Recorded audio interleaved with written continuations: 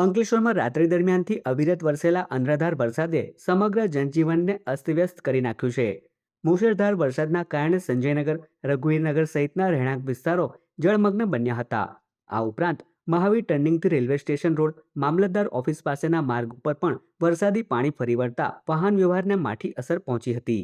વધુમાં અંકલેશ્વરની આમલા ખાડી ઉફાણે ચડતા પીરામણ ગામથી નેશનલ હાઈવેને જોડતા માર્ગ પર આમલા ખાડીના પાણી ફરી વળ્યા હતા, જેના કારણે વાહન વ્યવહાર સંપૂર્ણપણે બંધ થઈ ગયો હતો. તો બીજી તરફ અંકલેશ્વર હાંસોટ માર્ગ પર આવેલી કડકિયા કોલેજ પાસે પણ ખાડીના પાણી રોડ પર આવી જતા તંત્ર દ્વારા સુરક્ષાના ભાગરૂપે રસ્તો બંધ કરવાની ફરજ પડી હતી. માત્ર ગ્રામ્ય કે હાઈવે જ નહીં, પરંતુ અંકલેશ્વર ઔદ્યોગિક વિસ્તાર તેમજ નોટિફાઈડ એરિયાના રહેણાંક વિસ્તારોમાં પણ ચોતરફ પાણી જ પાણી જોવા મળ્યું હતું. શહેરના સંજયનગર અને રઘુવીરનગર જેવા વિસ્તારોમાં લોકોના ઘરોમાં વરસાદી પાણી ઘૂસી જતા મોટું નુકસાન થયું છે. ઘરવખરી પલળી જતા રહીશો ભારે મુશ્કેલીમાં મુકાયા છે. વરસાદમાં પોતાના જ ઘરો જળમગ્ન બનતા સ્થાનિક રહીશોનો ગુસ્સો સાતમા આસમાને પહોંચ્યો હતો.